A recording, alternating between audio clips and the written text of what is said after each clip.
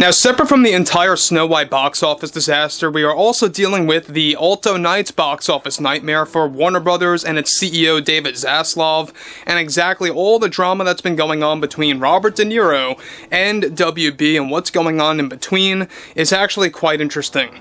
This is Mike Zero. Subscribe if you're new, and like this video to see future updates. You can also follow me at Mike01. I thank you also very much for the great and kind support. So one thing I will say about Robert De Niro is that this is one unhinged individual that really just blames anybody out there, whether it's Trump supporters, whether it's critics, or whether it's just people out there that refuse to watch anything Robert De Niro lately due to what he said back in 2024 about Trump supporters, calling them gangsters, calling them this and that, and even blaming the failure of his movie most recently on Trump supporters and Trump himself. That just goes to show you exactly how deranged Robert De Niro really has become over the past several years. And honestly, this is exactly why WB is done with him. This is why they are fed up. We're going to get into the nitty-gritty details about all of this, so let's actually focus on De Niro here. Now, what's interesting about all of this moving forward is the fact that we already know that WB is trying to rethink their strategy when it comes to their films, when it comes to their overall lineup of action movies. You know, we already know that they're doubling down on the Monsterverse and James Gunn's DC universe. They're trying to really make that their marketing core, right, to really attract new customers, to please the current customer base.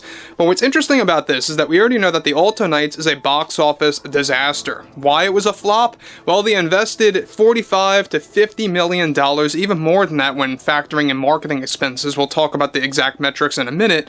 But as we stand right now, $6.6 million is what it made worldwide.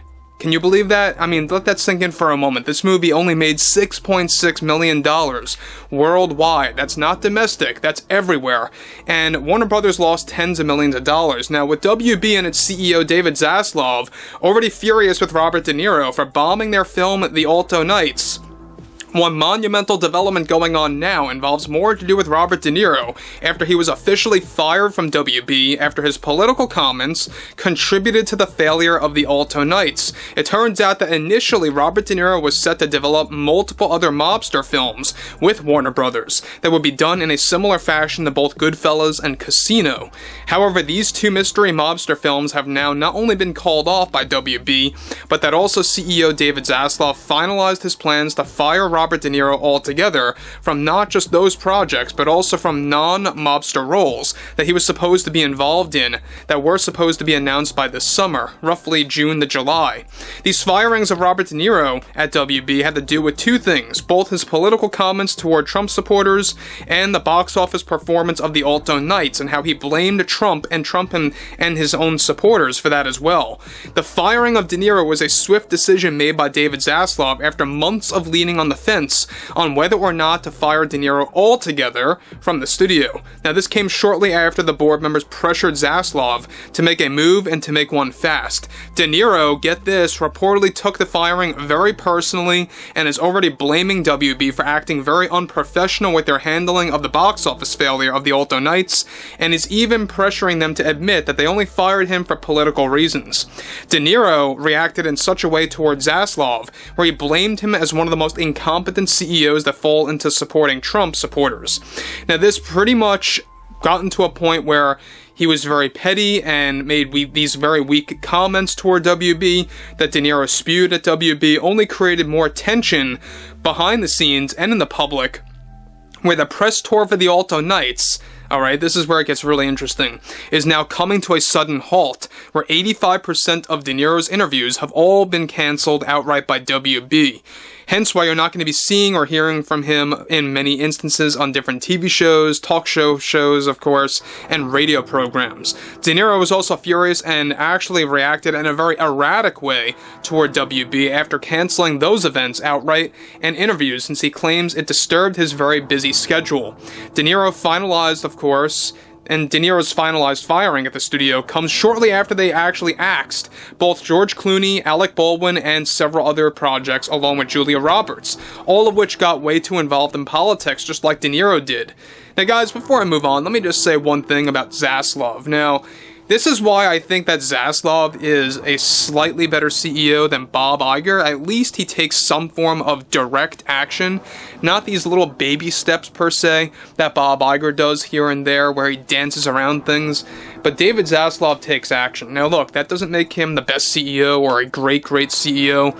Sure, he does a good job on the Godzilla films, you know, the MonsterVerse movies. We'll have to wait and see how he performs with the James Gunn universe of the DC franchise. You know, that's going to be an interesting start of things as well. But when it comes to these mobster movies, when it comes to how they were going to double down on Robert De Niro and George Clooney, Julia Roberts, and Alec Baldwin, all these other actors and actresses that are just so politically involved, that come from a political landscape, and just shove it down the throats of the public, that's exactly why they are taking a stand back. They've realized that there is a complete cultural shift that started in November of 24 for obvious reasons. Ever since the 2024 election loss for the Democrats, we have seen a lot of things shifting within Hollywood, a lot of things shifting within the film industry, that's for certain. And that's exactly why they are beginning to realize that, yeah, maybe the loud noise is not a minority, maybe it's a majority. And so you have a lot of CEOs beginning to have that slow turn of the tide, right? But De Niro is not taking any of this well, especially after that rant he made just a couple of days ago that we covered about how he blamed Trump and Trump supporters for why the Alto Knights failed, saying how Trump basically is the one contributing to the death of cinema, to, you know, destroying the overall art of filmmaking, all of this nonsense. Anyway, to close, already WB lost tens of millions of dollars on the Alto Knights, where they spent $55 million on the film when factoring in all the marketing and other expenses for promotional purposes.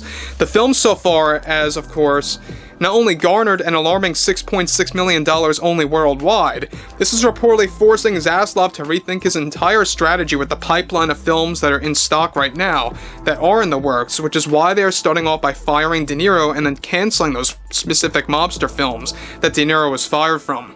For a while, Zaslav, get this, held conversations with the board on a potential recast for those two mobster films that were going to star Robert De Niro after he was let go. However, recasting of course of those roles are now called off. They don't even want to make those films, and they are shifting away from that and focusing on James Gunn's DC universe instead, along with the MonsterVerse. So look, I mean, everything nowadays in the film industry, we know that universes are becoming a bigger and bigger thing. As much as a lot of people I know are getting very tired of universes, a lot of these studios are doubling down on that. You got Marvel, you got Star Wars, which is failing. You've got the MonsterVerse now. I mean, there's so many different things out there that have all these different sequels and spin-offs and side stories that all interconnect with each other, TV shows that connect to the movies. But Robert De Niro's mobster films, I think it's just time to call it quits for this guy. Now look, I'm no one to say who should retire at a certain age here or there, but Robert De Niro playing a mobster, it's just not believable anymore. Alright, when you're 80-some years old, it's just not believable at this point. In fact, this movie, The Alto Knights, is quite comedic when you have Robert De Niro facing Robert De Niro. That's all it really looks like on camera.